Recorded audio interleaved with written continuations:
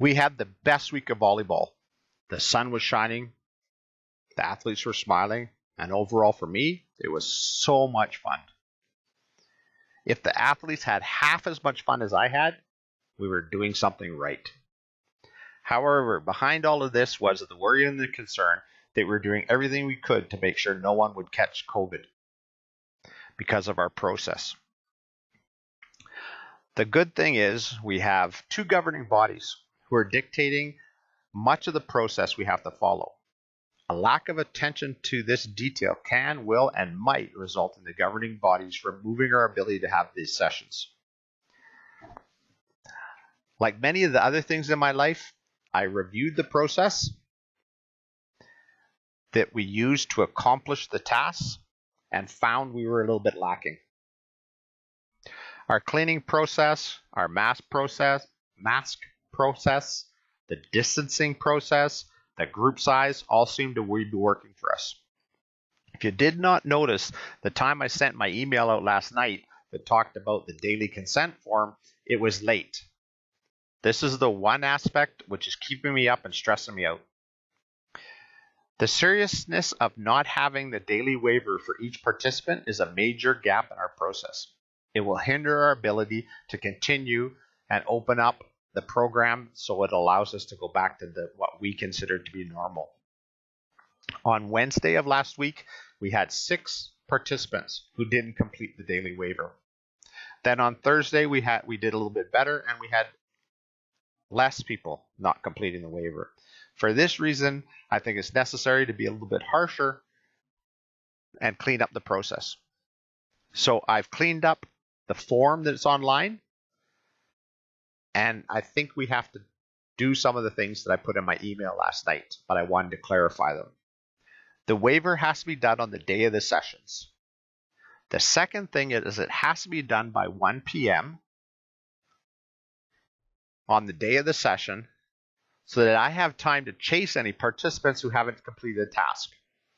A lot of people would say, well, you shouldn't have to chase anybody anyways. They should just be able to do it.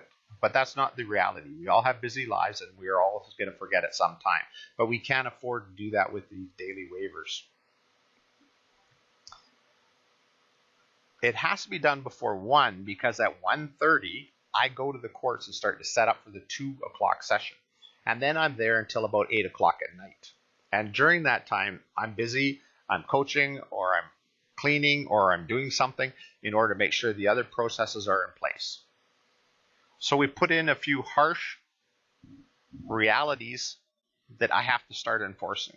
The first one is the first time a participant arrives at the court without having completed the form by 1 o'clock on the session day, I'm going to ask them to go home for that session. They will not be able to participate because we will lose the opportunity to continue to offer the sessions.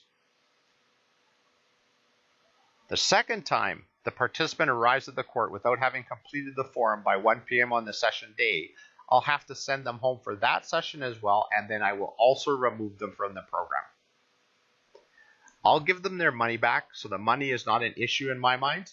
What the issue is that the person is not taking that role of completing that waiver seriously and putting at risk the other 66 participants that we have in the program.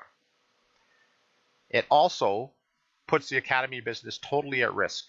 If either one of the governing bodies doesn't think that the academy is doing a good job of the processes that they put in place, they will remove my ability to run my business. And I don't think I'm willing to have that happen because it's not only the beach that we'll lose, we'll also lose the camps.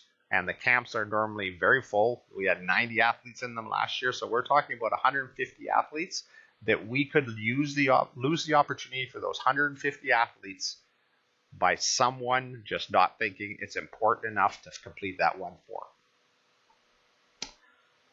So the other issue that is starting to keep me up at night is volleyball shouldn't be the center of your universe.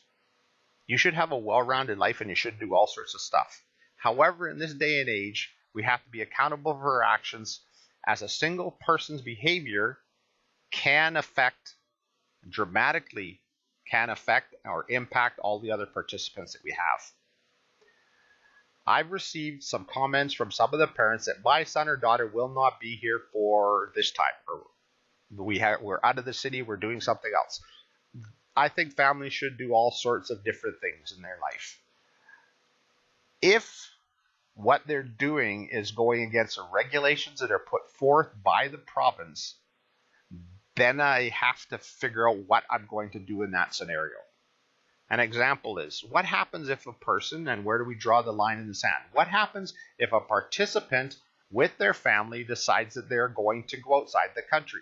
They're going to fly to another country because they have planned a vacation and then they would like to come back. When they come back, they have to be quarantined for 14 days.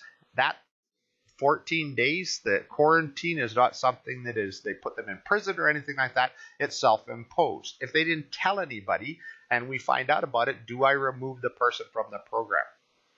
Now, having said that, where's the line? What happens if the person went to another province? We've been told by the federal government that we shouldn't leave the province yet, and the provinces aren't open. So the travel between provinces is not something that they condone or would like to have happen. So what happens if someone decides they'd like to go to Winnipeg? What happens if they'd like to go to Ontario? What happens if they'd like to go to Quebec? And then when they come back, do we let them continue to play? I'm looking for guidance on here because I haven't come up with a decision yet. What happens if they go to a COVID hotspot in the province?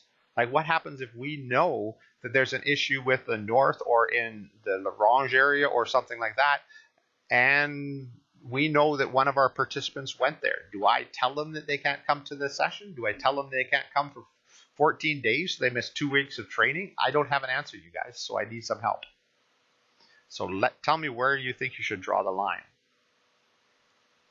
Those are the things that are keeping me up. I'm felt bad after sending that email because I think it was done late at night and I was tired, and so I thought I would just do a quick little video rather than write you a novel. So thank you for listening, and I will be in touch.